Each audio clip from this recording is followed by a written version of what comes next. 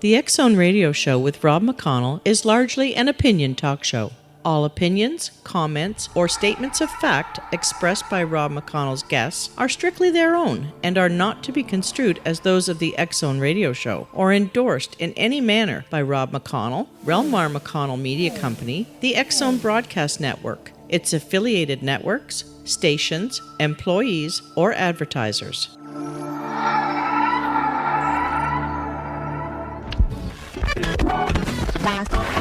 All Hit Radio.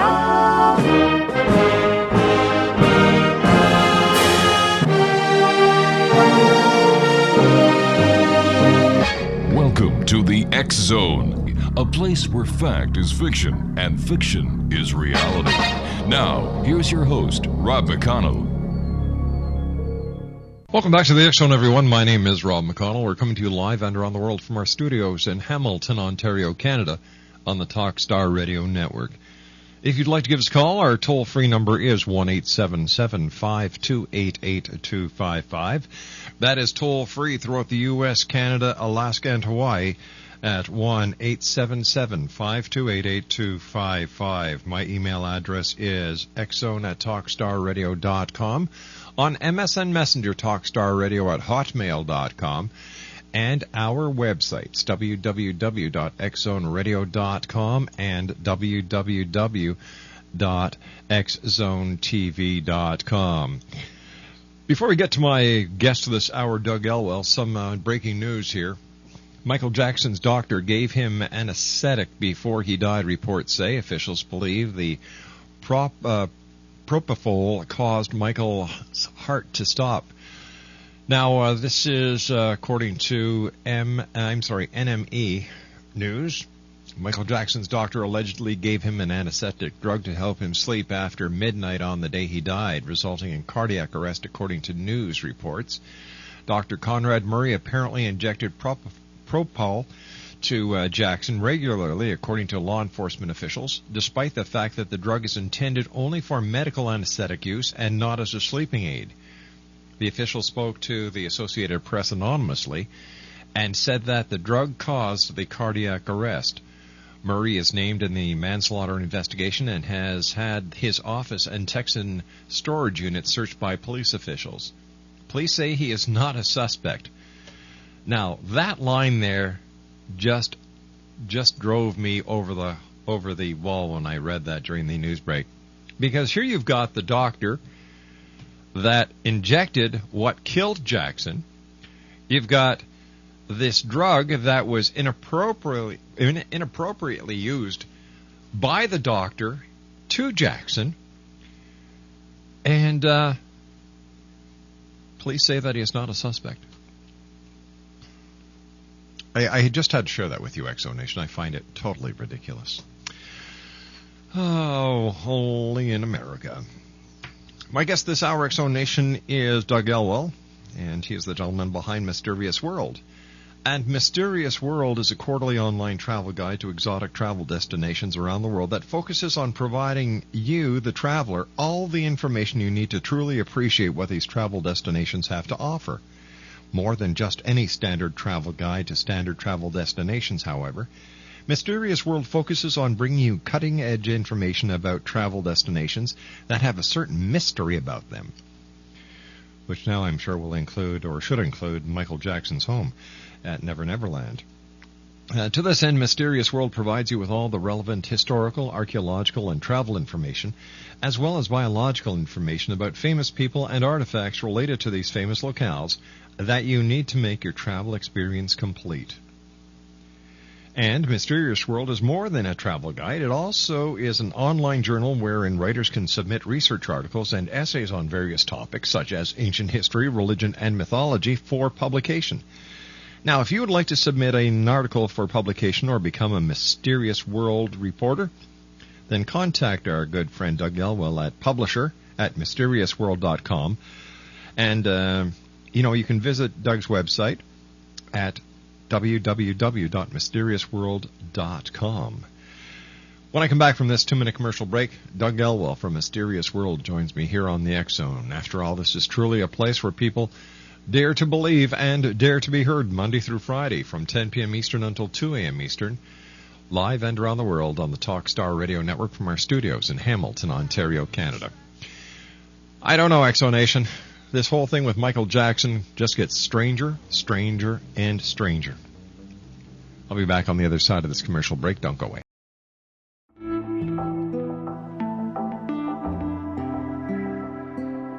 Take a step back in time and discover old Florida cuisine at Marsh Landing Restaurant in Fellsmere. Enjoy delicacies such as frog legs, gator tail, catfish, and swamp cabbage, or enjoy the more traditional cuisine like hand-cut Angus steaks, ribs, and seafood.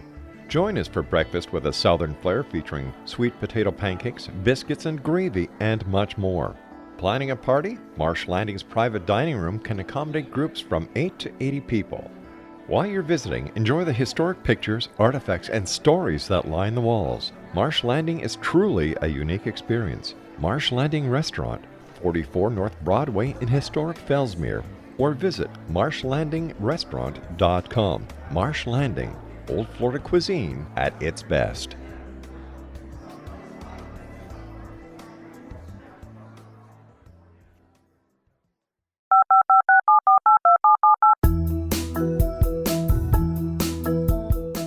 Did you know that when you're on the road with limited data or Wi-Fi, you can still listen to the X-Zone Radio Show with Rob McConnell, The Science of Magic with Gwilda Wiyaka, X-1, Dimension X, Space Patrol, and every minute of the X-Zone broadcast network by calling 213-401-0080, courtesy of Audio Now.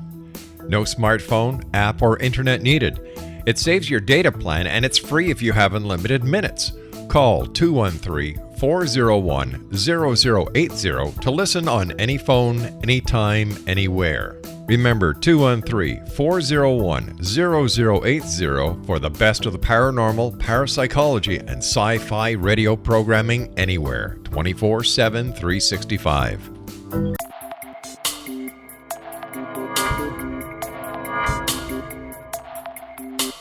Are you interested in the paranormal, ghosts, UFOs, or psychic phenomenon? Join me, Tim Bartley, co-host of Talking to Spirits with Lightworkers Tim and Justina, coming mid-January 2017 to the XZBN. We will channel spirits live and talk to them, revealing all kinds of amazing information. Spiritual attachments will be found and removed on the show, and so much more. To find out when you can listen to Talking to Spirits with Lightworkers Tim and Justina, visit www.xzbn.net for listeners on both sides of the veil.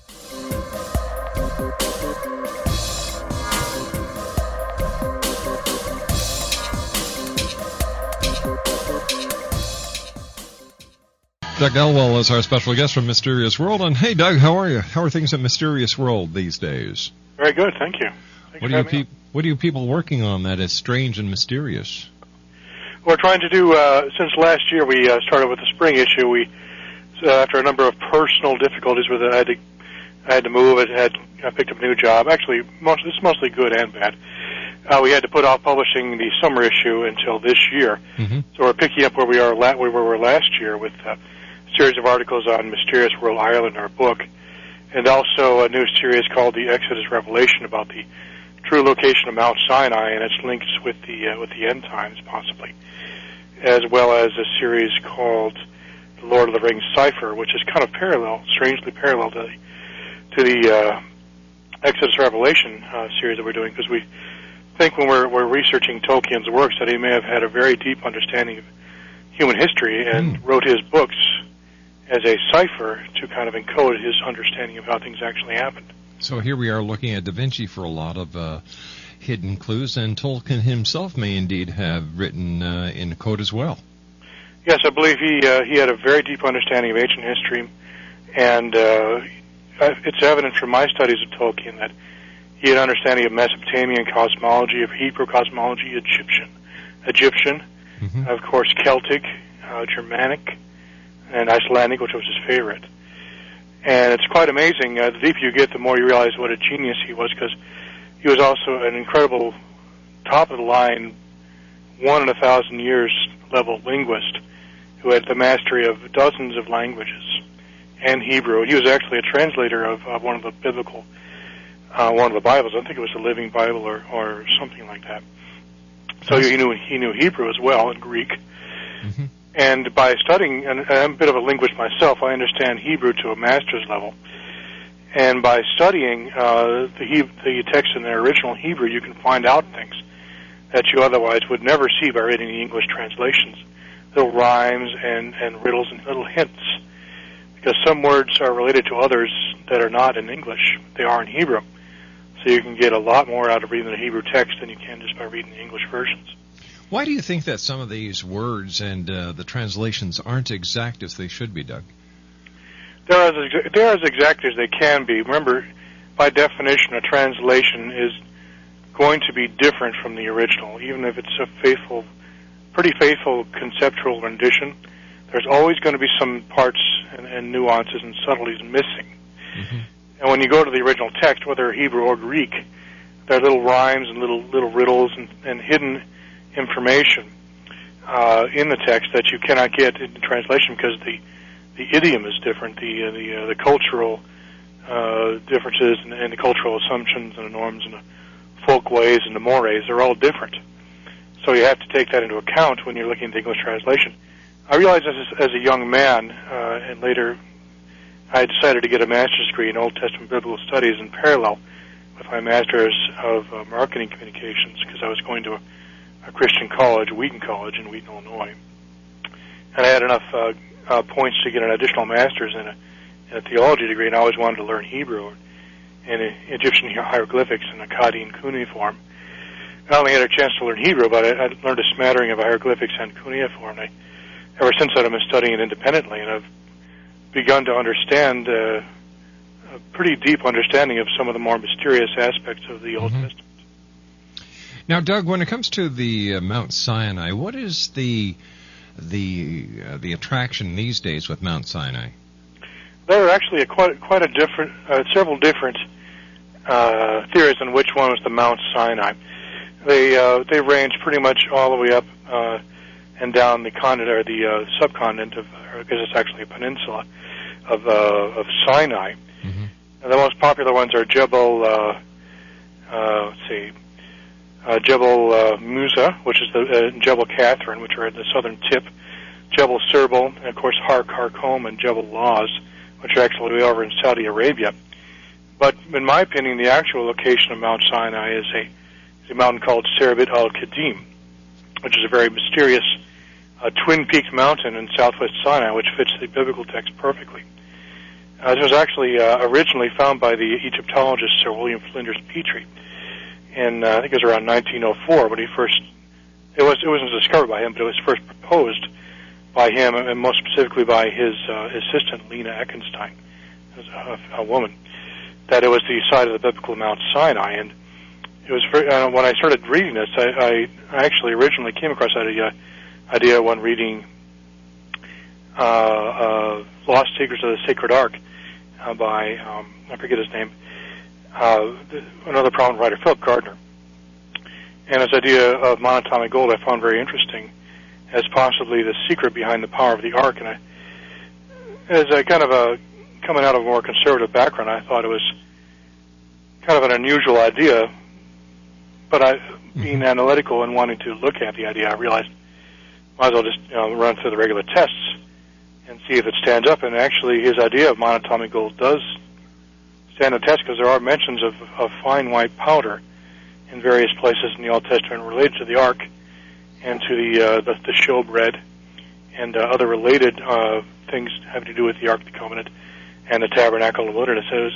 And that led me to a very interesting journey throughout the Old Testament where I uncovered a great deal of very interesting information having to do with the monatomic gold and the Ark of the Covenant, specifically the center of the Ark of the Covenant, which I believe was actually built around a much older artifact, which I'm calling which was known in the Old Testament by several different names.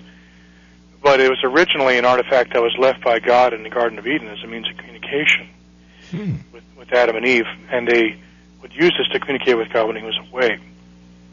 and it took several forms over. It remained the same throughout thousands of years, but it had several different names. The Egyptians called it the Eye of Re, but the Hebrews called it simply the. They didn't actually have a name for it. They called it the Lavat Eish, which means literally means the milk fire, which is kind of a strange name for it. That's how it's described. The burning bush in the Mount Sinai when Moses discovered the burning bush is actually called the Lavat Eish, which literally means the milk fire. It was in the midst of Senna, which means thorns. Now, Senna is not the thorn. Is not the word for thorn bush. It's actually a different word. It literally means thorns. And a description of a milk or some kind of white object that is also red in between thorns is actually a very good description of the Eye of Re in Egyptian mythology. So my theory is that he actually found the same device that the Egyptians called the Eye of Re. It's a very old piece of technology which God had been using since the beginning to communicate with mankind. And he gave this. It had been held on Mount Sinai for a very long time until he finally gave it to Moses, and they turned that into the Ark of the Covenant, basically making this device a portable device. It's a bit of a stretch to talk about it, as a talking point.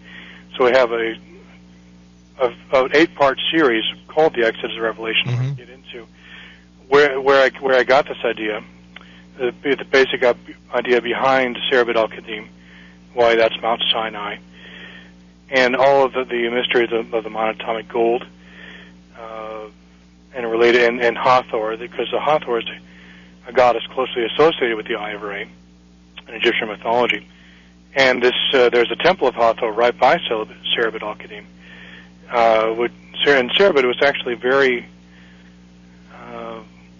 is a very well-known mountain in ancient times because it was the site of a huge turquoise mine. It was also a major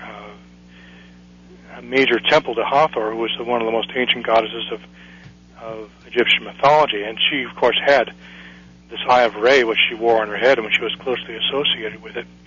And it was said in Egyptian mythology, when she became angry, the Eye of Re would shoot out fire and destroy her enemies. But it could also be used to heal or to communicate, because it was, after all, an eye, and she could use it to see long distances and communicate. And what I thought particularly interesting about that is many of the same things that the Ark of the Covenant could do. It would shoot out fire to destroy God's enemies. It could also. It's not specifically mentioned in the Bible that it could be used to heal, mm-hmm. but it could be used primarily to communicate, because the main purpose of the Ark of the Covenant was as a communications device between God and the priesthood. And it actually explicitly says in the Bible that Moses spoke to God from between the cherubim, and it doesn't explicitly say so, but I believe that there was a device in between the cherubim that was actually used to communicate, and that's what this device is, this ancient device, which has been going through human history for thousands of years, and eventually ended up in the hands of the Hebrews, and they basically formed a gold box. They created a gold box in which to support it, and be able to transport it, because it was basically designed to be stationary and stay at this location. But God wanted to take it out of this area and up north towards Jerusalem, so they created an ark for it so they can make it a portable device. And that's basically where I'm at. It's been a very interesting journey, and we have a complete series called the Exodus Revelation, where we describe the backstory of this device and how it stretches all the way back to the Garden of Eden. It shows up in various instances. It might have been the mark of Cain, mm-hmm. That he wore on his head, because it says in the mark of Cain, it says, whoever will attack Cain will be destroyed.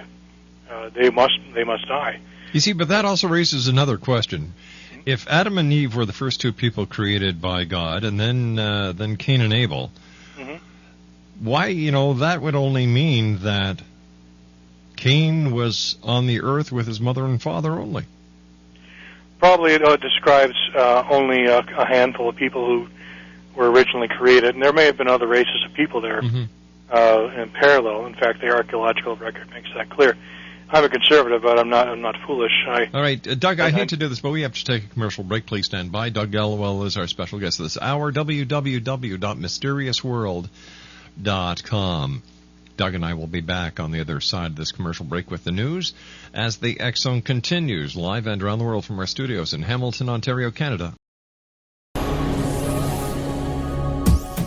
This is the X Zone Broadcast Network, broadcasting worldwide on broadcast affiliates and satellite program providers, including CNN Broadcast Network, Sirius Satellite Network, Star Media, Good News Radio Network, Angel Broadcast Network, Wiki Broadcast Network, and WPBN TV. For more information on the X Zone Broadcast Network, visit us at www.xzbn.net.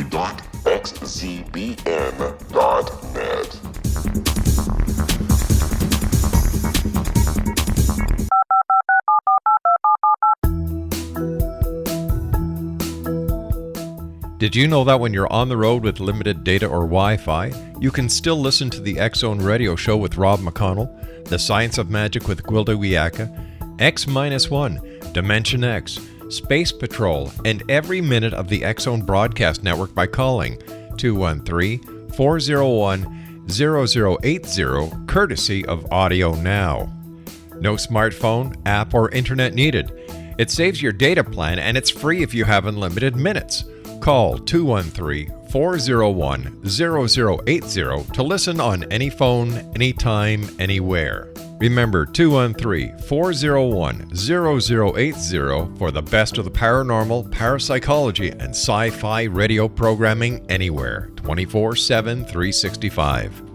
Welcome back, everyone. My name is Rob McConnell. This is the X Zone on the Talk Star Radio Network from our studios in Hamilton, Ontario, Canada. 1-877-528-8255 is toll-free.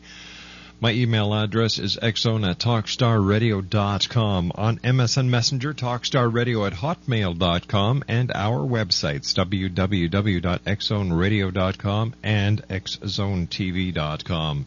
My guest this hour, Doug Elwell. He is the publisher of MysteriousWorld.com. And Doug, the Ark of the Covenant, if God created Adam and Eve first, and if we look back through archaeological times to understand that the best that Adam and Eve could have been were Neanderthal when they became hominoids with no idea of speech, how would they communicate even using the Ark of the Covenant with God? My theory is that Adam and Eve were actually only the most recent of a series of created beings. The fallen angels have been experimenting with various types of human-type creatures for a long time. If you were to blend the Book of Enoch with modern archaeology, it would appear that there were various different types of human-like hominids in existence long time prior to Homo sapiens. And of course we are assuming, as you alluded, that modern humans are, or Adam and Eve were Homo sapiens. They could have been Neanderthal. We have no idea if they existed at all, which we cannot prove. How they communicate is, in the Book of Enoch, all language, literature, and everything was taught to mankind by the fallen angels, not by God. They came down and taught us everything: arts, sciences, language, speech. Some have assumed that maybe we had telepathic abilities before we learned to speak. It's not clear. But yeah, that's a good question. There are a lot of questions about, who was Cain's wife, and how did they reproduce without having the gene pool degraded. I think that there was just. I actually think Eden was actually more like a biodome kind of situation, where it was in a laboratory, where God was creating humans out of test tubes initially, and then they bred with each other afterwards. Is it possible, Doug, that the fallen angels weren't really the bad people or the bad angels that theology has made them out to be? It's possible. It's really a matter of perspective. I mean, if you talk to an occultist, they'll say they were the good guys. If you talk to a Christian or other monotheistic person, they say they were the bad guys. In my opinion, you can tell a tree by its fruits. True. If they are indeed the same as the kind of the aliens we're seeing now in these modern times, And I would say they're the bad guys because gray aliens are most definitely not the friends of mankind. Even someone who has a basic understanding of the alien agenda, it makes clear that humans are just cannon fodder to them. They don't care about us, and they use us and throw us away at their pleasure. So if they are the fallen angels, I want nothing to do with them. The Ark of the Covenant opens up a can of worms when we're talking about a communication device with God. This would then ask the question, well, where is God that he actually needs a communication device, and how does it work? My theory is that God is, they call Satan the prince of the power of the air, primarily because he's able to, as it were, jam God's signal. God is trying to constantly get through to us, but Satan is thwarting him. Mm-hmm. So he had to create this device in order to communicate, to punch through the jamming signal, if you will. It sounds unusual. I mean, I used to think an all-powerful God would be able to do anything, but I think we're dealing with kind of a bubble in space-time. It's a very temporary situation where Satan temporarily has the illusion of free will, and we can get back into some pretty deep thoughts here. But basically, it's a battle that's temporary that's going on, and Satan has created a bubble of protective bubble for himself that temporarily protects him and keeps us separate from God, but God will punch through it.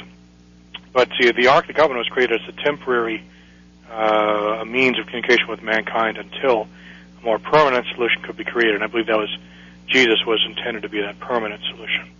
And that's why he's often compared to the Ark of the Covenant in the Scripture, because the Ark of the Covenant was a foreshadowing of Christ, a means of communicating with the Father. But this time, Jesus is a more permanent way. When he comes back, that communication will never be broken again.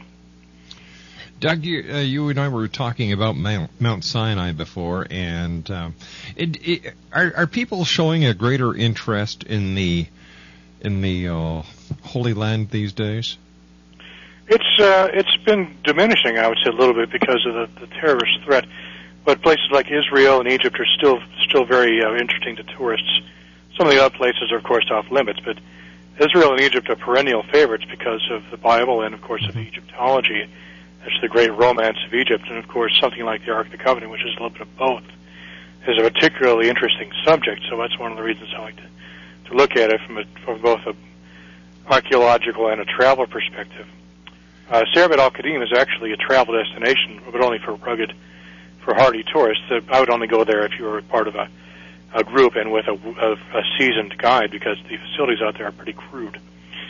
But if you are interested in really ancient Egyptology and the Bible, Serbet al-Qadim would be the ultimate location, because it's not only the location of Mount Sinai, in my opinion, it's also the location of the Garden of Eden. Interesting. Many of the mythologies surrounding Serbet al-Qadim, very similar to Mesopotamian and Egypt's ancient Egyptological mythologies. For example, the Hathor temple there, which was very ancient, even by the time of Moses, it was originally a Semitic temple which had been taken over by the Egyptians and the Hathor priests and a group of people called the Amalekites, which literally means lordly people. My theory is that the Amalekites were actually a group of Aryans, tall Germanic types who came from the north, the giants, and came as far south as Sinai, and were hired by the Egyptians to guard the Hathor temple there, because it's a fact of history that there was a group of people down there called the worshippers of Soptu, which was an Egyptian god similar to Horus, and they were tall, gigantic people who were tasked to guard Sinai, particularly the turquoise mines of Serbet al-Qadim, and of course the Hathor temple there. And it is interesting that the Israelites, right before they came up to Mount Sinai, were attacked by a group of people called the Amalekites. And my theory is that these people were basically ancient Nazis who were guarding this temple and had taken it over from a previous group of Semites, probably the Ishmaelites, led by Moses' father-in-law, Reuel, I think his name was. And so basically the Israelites were retaking back this ancient Semitic temple, which was also a location of the Garden of Eden, and possibly also the burial place of the fallen angel Azazel. I have a theory about that as well. But that's a little deep here for now, but I just wanted to drop that just out of curiosity for your So, education. Doug, is it possible then, or am I understanding right, that the the Nazi reign may go back well into biblical times? Yes, like I said, Amalekites literally means kingly or lordly people. Am means people, and Melech means king or lord. And some rabbis think this is true as well, and it explains why God says that the Amalekites, I'll have war with them from generation to generation, which means until the end of time. And I found it interesting, I think it was one of the Psalms, I forget which one it is offhand, it might be 72, where a psalmist was describing the destruction of Jewish temples in Israel, and harkened back to the time of Mount Sinai when something similar happened. And it would appear that when I went into the Hebrew, it was talking about broken glass, smashed down synagogues, just like the Kristallnacht of the German of the late 1930s Germany. It was eerily and chillingly similar. My theory is that there was a temple in Mount Sinai, which was dedicated to El Shaddai, which was the original God before he would reveal himself as Yahweh. And that temple was destroyed by the Amalekites, just like the Germans would do to the synagogues in 1939. And, of course, in ancient Israel, I think it was probably around 600 or 700 BC. So there's a repeating pattern between the war between the Israelites and the Amalekites, which is constantly repeated throughout history. And we cover that, and we'll be covering that in our summer edition of the Exodus Revelation. Very interesting and rather chilling revelation about an ancient war between a Germanic tribe and the Israelites. 1-877-528-8255 is toll-free throughout the U.S., Canada, Alaska, and Hawaii. My name is Rob McConnell, and this is the X-Zone on the Talkstar Radio Network. Doug Elwell is our special guest, and he is the publisher of Mysterious World. The website is www.mysteriousworld.com. As you were taking your various courses and studies in theology and the ancient biblical text in the Old Testament, what were you learning? And what do you feel you were learning? Were you on a mission?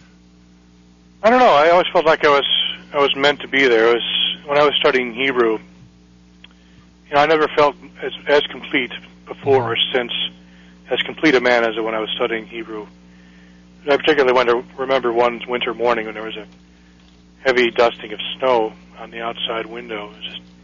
I just feel like I was meant to be doing that. There's something about the white powder. I realize now why, but some of the white powder, it was. I think it was an ancient memory of the monatomic gold. Somehow it was an important. Monatomic gold, I think, is the key to prophecy, and we get into that into our story, Exodus Revelation. But I believe Philip Gardner was correct. The monatomic gold was the power source for the ark, and it was the main ingredient for the shefa bread, also known as the showbread, that the Israelites and the Egyptian priests ate in order to gain spiritual insight and knowledge and have basically contact with the spirit realm. It's a very interesting idea, and it was a fact that the showbread, it was necessary for the priests to eat that before they had contact with God. Otherwise, the ark would kill them.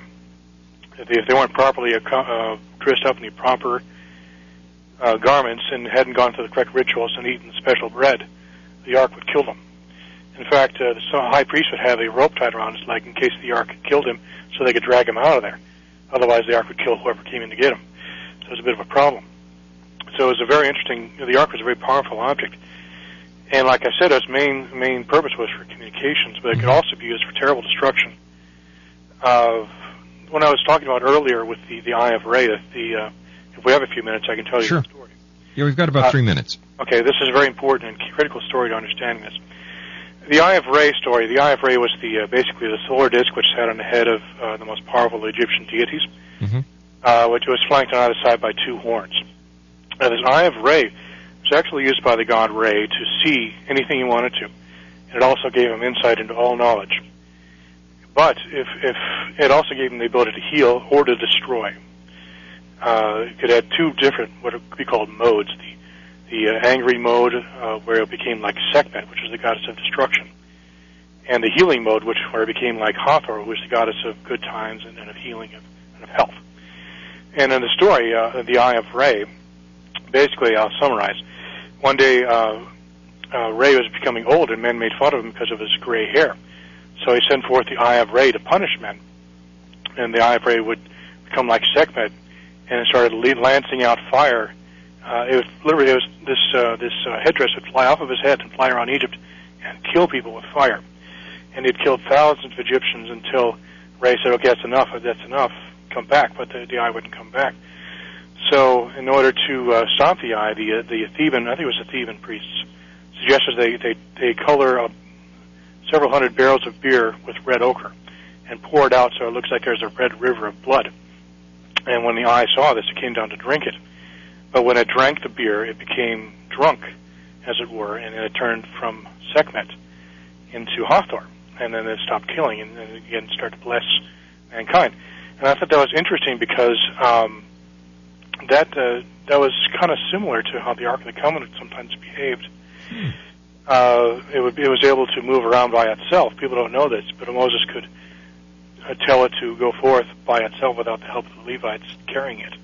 And it also shot out fire, and also from the cherubim, lightning could glance out to kill people as well. And normally when I was held in the tabernacle, it would send out kind of these healing radiance as well. Doug, stand by. We've got to take our final break for this hour. Doug Elwell is our special guest, www.mysteriousworld.com. Still to come on tonight's show, Stan Romanek is going to be joining me. We're going to be talking about close encounters, scientific proof, UFOs, and aliens are real. And then in our final hour, April Sharon talking about new awakenings. My name is Rob McConnell. This is the X-Zone, live and around the world on Talkstar.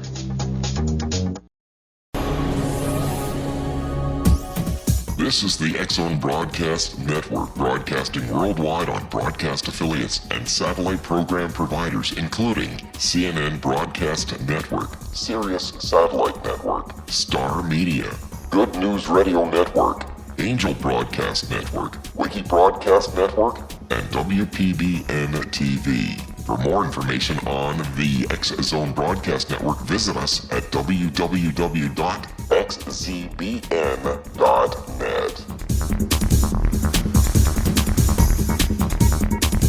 19 Sergeant Central. 19 Sergeant, check. Officers on the scene. Hi, I'm Larry Lawson, host of Paranormal Stakeout. With over 36 years in law enforcement, I have learned a few things. The most important is the proper gathering and preservation of evidence is vital to putting the bad guy behind bars. It's no different in the world of paranormal investigation. Whether it's the search for the afterlife, cryptozoology, UFOs, and extraterrestrials, how we gather the evidence, preserve that evidence, and present it to a jury of our peers will make the ultimate difference in proving the existence of worlds and entities that are beyond our imagination. Join me, Larry Lawson, every week on Paranormal Stakeout when, along with my guests, we'll take a journey to prove with indisputable evidence what man has struggled to believe for centuries. Go to xzbn.net for the broadcast schedule and check me out at paranormalstakeout.com.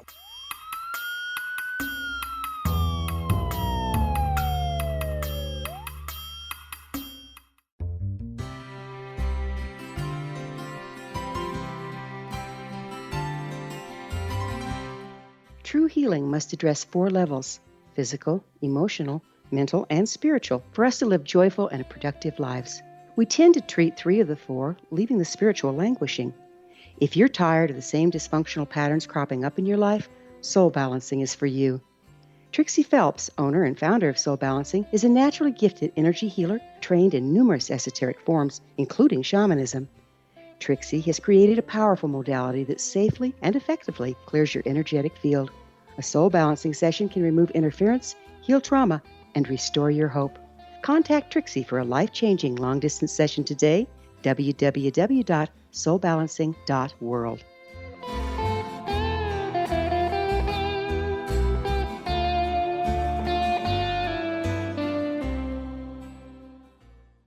Welcome back, everyone. Doug Elwell is our special guest, www.mysteriousworld.com. And Doug, where can our listeners get copies of Mysterious World Ireland? You can go to Amazon.com, BarnesandNoble.com, Borders.com, pretty much anything online. You can order through your bookstore. Just ask for Mysterious World Ireland, or make sure to type in the entire title if you're searching for it at Amazon or whatever. You could view the website for Mysterious World Island at ireland.mysteriousworld.com, or you can view our regular website where you can learn about the Exodus Revelation and lots of other fun stuff at www.mysteriousworld.com. Doug, it's so interesting talking to you. Not only are you a publisher, but you've taken so many courses. You're very, very well versed in the Bible and the ancient text. And one of our listeners has asked me to ask you for your interpretation, or what do you believe the angels of old are? The angels are basically spirit beings, as far as I know, who live at a higher level of reality, a higher dimension, possibly a completely different way of form of existence.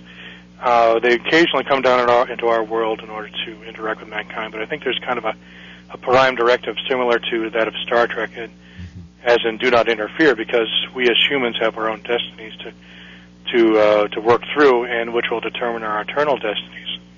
And if we make the wrong decisions down here, it will have eternal consequences. I won't preach the gospel on your show, but as a Christian, I believe there's only one way, through Jesus. Yeah. One of our other listeners would like me to ask you if you believe that we are in the end times as talked about in the book of Revelations. I absolutely do think that. I think we're in the final phase of immediate pre-tribulational period. I cannot prove it. There have been many people who have said that and have been wrong. So I've given up on date setting or even trying to think about it. I try to remain positive and try to be a beneficial force while I'm on Earth, and try to bring enlightenment to mankind, to be a good witness to my family and to my God. But I do believe that. I think you take a positive aspect to it. I don't think of it in terms of it's something bad. I think of it as a moment of pain before 1,000 years of peace and justice. That's what I think we should be looking towards and be focusing our hopes on. A situation where we can trust our leadership, and mankind will once again love one another and make war no more. Doug, it's always great having you on the show. Thanks very much for joining your time with us, and I look forward to the next time when you join us back here in the X Zone. So until then, take care, my friend. You too. Doug Elwell, www.mysteriousworld.com. That's www.mysteriousworld.com. Now, in the next hour, we are going to be joined by Stan Romanek. We're going to be talking about close encounters, scientific proof, UFOs and aliens are real. Are you a believer or a skeptic? Give me a call at 1-877-528-8255 if you have any questions for our next guest, Stan Romanek. And in the final hour of tonight's show, April Sheeran is going to be talking about New Awakenings. This is the X Zone on the Talkstar Radio Network, a place where people dare to believe and dare to be heard, Monday through Friday from 10 p.m. Eastern until 2 a.m. Eastern, and then the show is repeated in its entirety from 2 a.m. until 6 a.m. The X Zone with yours truly, Rob McConnell, continues on the other side of this news break at 6.5 minutes past from our studios in Hamilton, Ontario, Canada, on Talkstar.